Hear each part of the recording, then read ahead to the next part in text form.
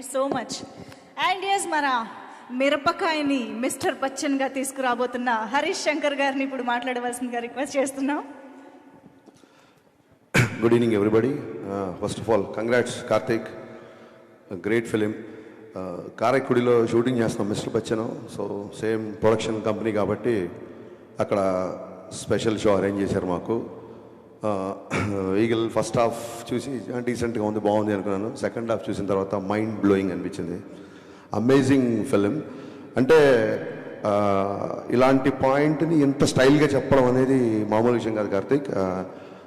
ఇదే కథ నాకు ఇచ్చి ఉంటే నేను ఇంత ఇంపాక్ట్గా తీసేవాడిని అయితే కాదనిపించింది సినిమా చేసినప్పుడు. Let me be honest with you. And సినిమా రిలీజ్ ముందు అప్పటి నుంచి కూడా అన్నయ్య ముగ్గురు గురించి బాగా మాట్లాడుతున్నారు. మణిబాబు అనే అబ్బాయి డైలాగ్ చాలా బాగా రాశాడు రా, అదిరిపోద్ది చూడు అని. మణిబాబు కంగ్రాచులేషన్, అప్పుడే మీరు సక్సెస్ఫుల్ రైట్ అనుకున్నాను. ఆ తర్వాత దేవ్ జాండ్, మీ పేరుని ప్రాక్టీస్ చేసినట్టు నా లైఫ్లో నేను చదువులు కూడా అంత ప్రాక్టీస్ చేయలే. చూడండి ఈయన పేర్లో ఇప్పుడు మనం ఎప్పుడైనా జీ అంటాం చూసారా, అలాగే దేవ్ జాండ్ పేరులోనే మ్యూజిక్ ఉంది. ఇంకెవరి పేర్లో అంత మ్యూజిక్ లేదు. దేవ్ జాండ్ అంటేనే అది ఒక సౌండ్ వస్తుంది. ఎక్స్ట్రాడినరీ వర్క్ అండి. నేను పేరు చేసి మీరు తెలుగు రాదేమో, అనవసరంగా పొగిడితే వేస్ట్ అయిపోతామో అనుకున్నాను. మీరు తెలుగు మాట అయితే చాలా రిలీఫ్ అనిపించింది నాకు. ఎక్స్ట్రాడినరీగా చేశారు, super work and congratulations. Long way to go.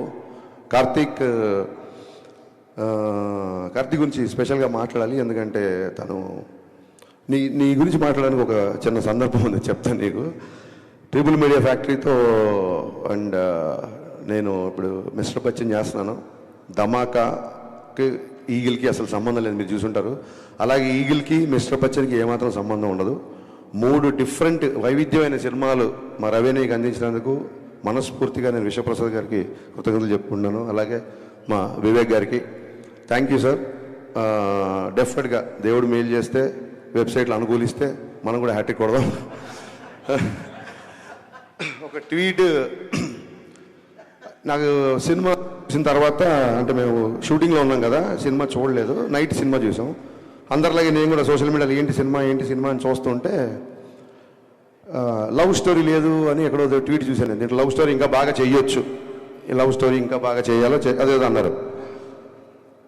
నాకు అనిపించింది, ఇప్పుడు ఏమైనా టైటిల్ ఏమైనా ప్రేమ పావురాలు అని పెట్టారా దీనికి? మన లవ్ స్టోరీ ఎక్స్పెక్ట్ చేయడానికి ప్రేమ పావురాలు, ప్రేమ పంజరం, ప్రేమాలు ఏమైనా పెట్టామా టైటిల్? తుపాకీ పట్టుకొని అంత గడ్డం పెంచుకొని షూట్ చేసుకుంటూ వెళ్తుంటే ఇలా లవ్ స్టోరీ ఎక్స్పెక్ట్ చేసామంటే ఏంటి అసలు నాకు అర్థం కాలే బేసిక్గా. మీరు అంటే ఇప్పుడు ఏం మాట్లాడినా మళ్ళీ ఏమవుతుందంటే మళ్ళీ కాంట్రవర్సీ, అలా అన్నాడు ఇది అన్నాడు ఇవన్నీ అనుకుంటారు. మీరు అనుకోవడం మానరు, నేను అండమ్మా అను, అది సరిపోతుంది. అలాగా కార్తీక్ అనే వ్యక్తి గురించి ఒకసారి ఆలోచించుకుందాం. క్రిటిసైజ్ చేసే ముందు అన్ని సినిమాలు అందరికి నచ్చాలని లేదు. చాలామంది నా దగ్గరకు వచ్చి సార్ మీ గబ్బర్ సింగ్ అంటే మీ మిరప కంటే షాక్ నచ్చింది అంటుంటారు. ఏం మాట్లాడి నేను తెల్లమో వేసుకొని నిలబడతా, నీలాంటి వాళ్ళు ఆ రోజు స్టేట్ అంతా ఉంటే బాగుండు అనుకుంటా. అన్ని సినిమాల్లో అందరికి నచ్చాలని రూల్ లేదు. ఈగల్ బాగా నచ్చిన వాళ్ళు ఉండొచ్చు, నచ్చిన వాళ్ళు ఉండొచ్చు, ఎలా ఉండొచ్చు. But should understand one thing, criticise చేసే ముందు తను ఒక ఎక్స్ట్రానరీ కెమెరామెన్. కార్తీక్ గట్టని అనే వ్యక్తి ఒక ఎక్స్ట్రానరీ కెమెరామెన్, చాలా కంఫర్టబుల్. అతను కనుక సినిమాటోగ్రఫీ చేయాలనుకుంటే చేతిలో 10 సినిమాలు ఉంటాయి ఎప్పటికీ. నాకు తెలిసి చాలామంది నా దగ్గరకు వచ్చి మా అసిస్టెంట్స్ లేకపోతే యంగ్స్టర్స్ వచ్చి కథలు చెప్తే మేము డైరెక్షన్ చేద్దాం అనుకున్నప్పుడు కెమెరా అంటే కార్తీక్ కావాలి సార్ ఇంతమంది చెప్పారు నా దగ్గర. అతను చాలా కంఫర్టబుల్ పొజిషన్లో చాలా మంచి కెమెరామెన్గా పేరు సంపాదించుకొని అక్కడితో సంతృప్తి పడకుండా కష్టపడి డైరెక్టర్ అనే స్థాయికి వెళ్ళి మొత్తం ఒక మైండ్ బ్లోయింగ్ టేకింగ్తో ప్రపంచం అంతా మెచ్చుకునేలా ఇవాళ ఒక సినిమా తీశాడు. ఆ సినిమా ఎంత కలెక్ట్ చేస్తుంది, ఎన్ని రికార్డులు కొడుతుంది పక్కకు పెట్టే ముందు ఆ వ్యక్తిని క్రిటిసైజ్ చేసే ముందు ఇతని జర్నీ ఏంటి, ఇతను ఎందుకు ఈ సినిమా తీశాడు అని ఒక క్షణమన్నా మనం ఆలోచించాలి కదా. ఆ రకంగా ఆ మాట అనేసరికి నాకు నిజంగా చాలా ఫీల్ అయ్యాను. ఇంక అప్పటికి సినిమా చూడలేదు కాబట్టి ఏంటి లవ్ స్టోరీ అంటారు. తర్వాత ఆరాధిస్తే తెలిసింది ఈ బ్యాచే RRRలో రొమాన్స్ లేదని అన్నారంట. ఆ తర్వాత తెలిసింది నాకు. తర్వాత ఎవరు ఈ తాలూకు వ్యక్తి అంటే తర్వాత అని చెప్పారు.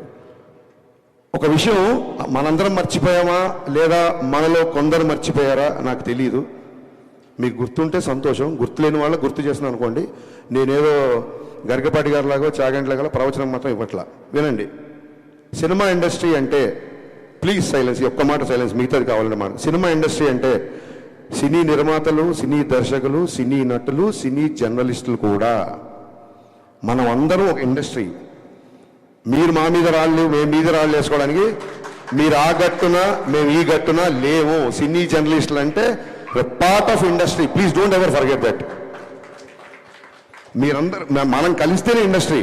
మీరు పబ్లిసిటీ చేయండి, నా సినిమాలు జనాల వరకు రీచ్ అయ్యా అవ్వలేదు కదా. మనం ఒకళ్ళ మీద ఒకళ్ళు రాళ్ళు వేసుకోవడం ఏంటి అంటే ఈ థాట్ నాకు ఎందుకు వచ్చిందంటే, నేను సురేష్ కొండేటి మీద ఏదో కౌంటర్ వేసినందుకు నాకు ఒక 200 ఫోన్లు వచ్చినాయి. గబ్బర్ సింగ్ ఎన్ని ఫోన్లు వచ్చినాయి, ఆ రోజు అన్ని ఫోన్లు వచ్చినాయి. నేను రియలైజ్ అయ్యా, మళ్ళీ వీడియో చూసా, ఎందుకు ఎంతమంది ఫోన్ చేస్తాను వీడియో చూసా. నేనేం పెద్ద గొప్పగా మాట్లాడలా, మామూలుగా నా ఫ్లోలోనే మాట్లాడు అంతే. నేనే నాకు సురేష్ కొండేటితో నేను ఆయన సురేష్ కొండేటి నేను కౌంటర్ వేస్తే దానికి అప్రిషియేషన్ ఏంటిది చూస్తే నాకు అర్థమైంది ఏంటంటే, నేను గొప్పగా మాట్లాడలా, అతను చాలా సందర్భాల్లో తప్పుగా మాట్లాడాడు. అతని తాలూకున్న కసి నా పట్ల అప్రిషియేషన్గా మారి అన్ని ఫోన్లు వచ్చాయని నాకు అర్థమైంది. నేను పడగొట్టే ప్యాచ్, పడిపోయే ప్యాచ్ కాదు పన్ను. సో నా తర్వాత అనిపించింది, ఇతను ఎవరు 10 ఏళ్ళ షాక్. అప్పటి నుంచి నాతో ట్రావెల్ అవుతాడు సురేష్ కొండేటి. కరెక్ట్గా లైట్లకి కెమెరాలు మైక్లు అనేసరికి మనం ఆ గట్టు ఈ గట్టు అని ఎందుకు అనుకుంటున్నాం? మనం ఒక ఇండస్ట్రీ కదా, సినీ జర్నలిస్టులు అందరూ మన ఇండస్ట్రీ కదా. I didn't enjoy it. Suresh కొండేటిని ఏదో కౌంటర్ వేసా 10 మంది ఫోన్ చేస్తే నేను దాన్ని ఎంజాయ్, నాకు చాలా బాధ వేసింది తర్వాత ఆలోచించుకుంటే. ఎందుకు అనవసరంగా మనం ఒక ఇండస్ట్రీ కదా, సోషల్ మీడియాలో బయట వాళ్ళు జనాలు మనం చూసి నవ్వుకోవడం ఏంటి అని అనిపించింది సీరియస్గా. మేము ఏ పొలిటికల్ ఎజెండా లేకుండా సినిమాలు తీస్తున్నామని చెప్పట్లా, తీయాలి అని చెప్తున్నా. మేము ఒక వ్యాపారం చేస్తున్నాం. సినిమా ఫస్ట్ కళాత్మకత, రెండో వ్యాపారం. నాకు రాజకీయ పద్ధతి పార్టీలు కూడా నా సినిమా చూడాలని కోరుకుంటా. అన్ని పార్టీల వాళ్ళు, కాంగ్రెస్ వాళ్ళు, టీఆర్ఎస్ వాళ్ళు, బీఆర్ఎస్ వాళ్ళు, బీజేపీ, వైసీపీ, నా సినిమా అందరూ చూడాలనుకుంటా. నేను ఒక వర్గాన్ని ఎందుకు దూరం చేసుకుంటా? నేను దూరం చేసుకునే ఆలోచన నాకు ఎందుకు ఉంటుంది? ఒకసారి నా ట్విట్టర్ హ్యాండిల్ చూడండి. పవన్ కళ్యాణ్ గారు క్లియర్గా చెప్పారు, your cinema director, stick to cinema.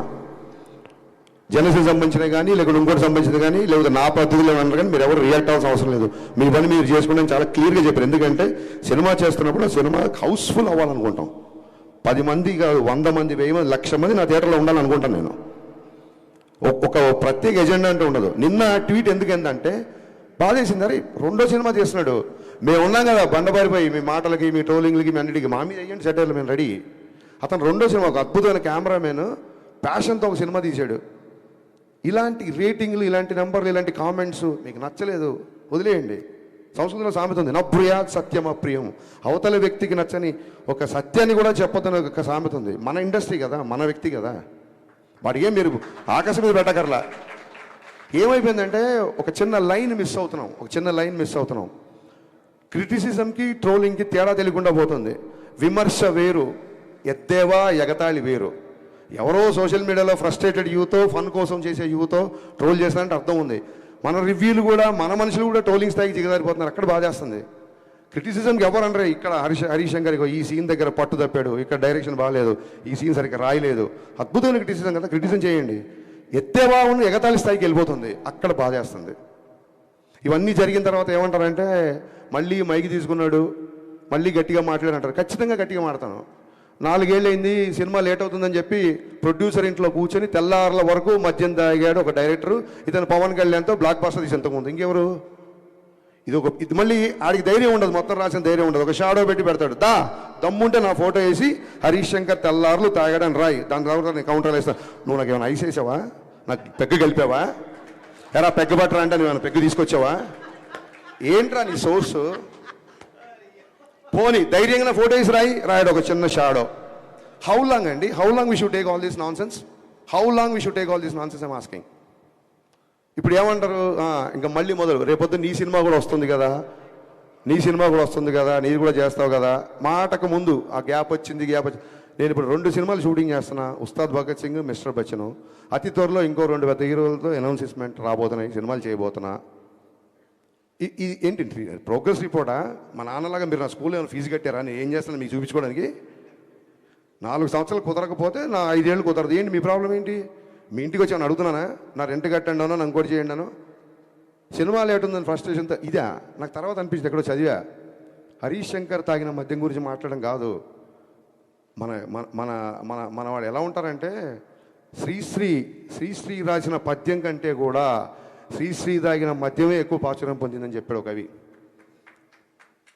విపరీతమైన పర్సనల్ అటాక్. మేమేమన్నా గాంధీ మాత్రం చెప్పామో మీకు? మేమని చెప్పామో మీకు విపరీతం అయిపోయింది. నాకు కార్తీక్ పరీక్షలో నేను ఆ విషయంలో చాలా ఫీల్ అయ్యా.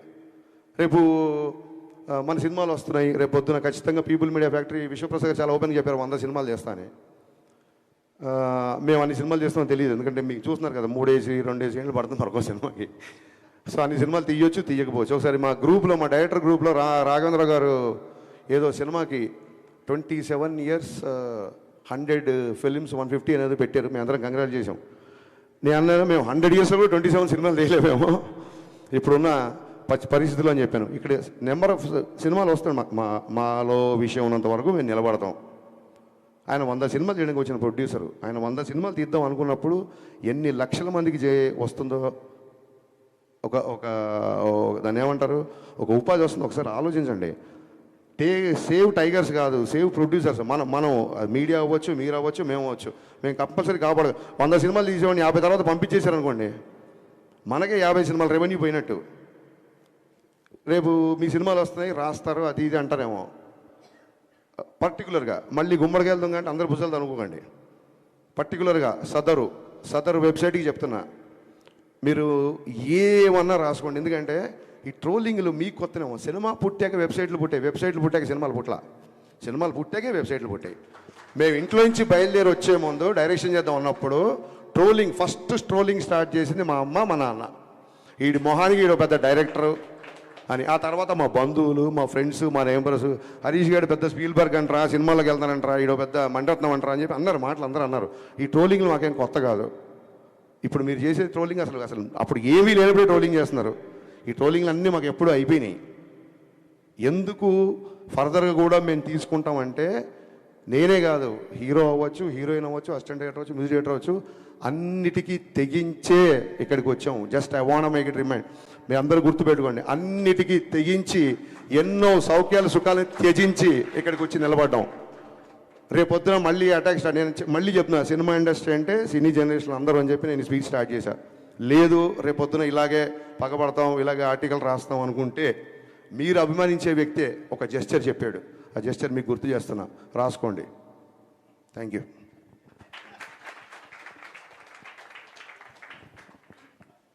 ఓకే.